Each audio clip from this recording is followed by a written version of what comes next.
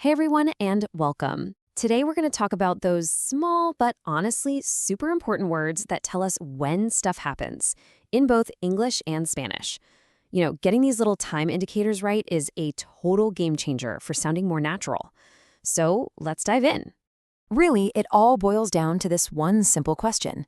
When did it happen? Or, as you'd ask in Spanish, ¿cuándo pasó? Whether something just finished, is happening this very second, or is something you're planning for later, picking the right word is key to getting your point across. So here's our roadmap for today. First, we'll build a bridge between the past and the present. Then, we'll talk about living in the moment. After that, we'll peek into the future. And to wrap it all up, it's going to be your turn to practice. Sound good? Let's go. First stop, we're exploring that special connection between what's happened and what's happening now, using the present perfect tense. This is perfect for actions that started back then, but are still important today. So what exactly is the present perfect? Well, it's for talking about something that happened sometime before now, we don't know exactly when. Or it could be for an action that kicked off in the past and is still going on. Think of it like a bridge connecting what was to what is. Okay, let's start with a really common one, already. Or in Spanish, ya. This little word shows an action is done. It's complete. For example, I have already finished my homework. Or ya he terminado mi tarea. But what about things that happened only a moment ago? For that, we use just. Now, in Spanish, you could use apenas or recién, but a super common way to say this is with the phrase acabar de, which basically means to have just done something. For example, she has just arrived at school. Ella acaba de llegar a la escuela. Oh, you've gotta love a good cognates. Check this out. Recently and recientemente. They look the same, they sound similar, they mean the same thing. It's an easy win for language learners, for sure. Let's try it. We have recently moved to Texas. Recientemente nos hemos mudado a Texas. Words like this week, this month, or this year are really useful. They lock the action into a time period that isn't over yet. So yeah, the studying happened in the past, but the week itself is still going on. For instance, I have studied hard this week. He estudiado mucho esta semana. Okay, now for a classic mix-up, for versus since. But as you can see here, it's actually pretty simple when you break it down. Just remember, for, or por, is for a duration of time, like 2 years. And since, or desde, is for a specific starting point in time, like the year 2020. That's the key difference. All right, let's leave the past in the past and jump right into the present. We're now moving on to the present progressive tense. We're talking about things happening right now. The present progressive is all about what's happening this very second. It describes an action that's in progress at the exact moment you're talking. In English, you'll know it as the ing tense. The most obvious indicator here is now, or ahora in Spanish. It's super direct, totally clear, there's no misunderstanding what it means. Like this. I am reading a book now.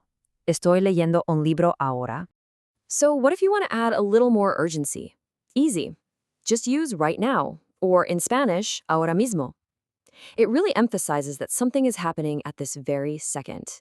Let's give it a try. She is eating lunch right now. Ella está almorzando ahora mismo.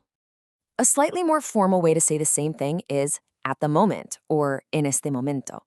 It's a great choice for when you want to sound a little more professional or just extra polite. As in, we are studying at the moment. Estamos estudiando en este momento. And here we go. Another awesome cognate pair for you. Currently and actualmente. These are so good for talking about ongoing projects or situations, For example, he is currently learning Spanish. Él está aprendiendo español actualmente. Okay, we've covered the past. And we've covered the present. So you know what's next? Let's look ahead to what's coming up. It's time to explore the future with the simple future tense, which is all about our plans and predictions. So the simple future is pretty straightforward. We use it for any action that's going to happen after right now. It could be in the next 5 minutes, or it could be 50 years from now. It's all about what hasn't happened yet. Let's begin with the absolute essential future word tomorrow, or mañana. It's our first step into what comes next. For example, I will visit my grandmother tomorrow. Visitaré a mi abuela mañana.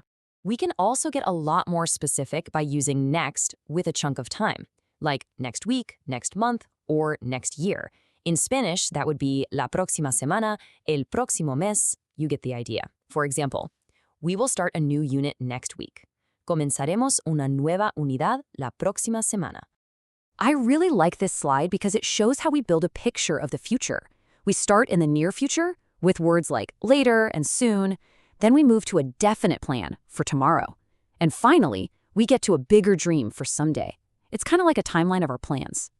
Okay, we've covered a lot of ground. You've seen how to link to the past, how to talk about the present, and how to plan for the future.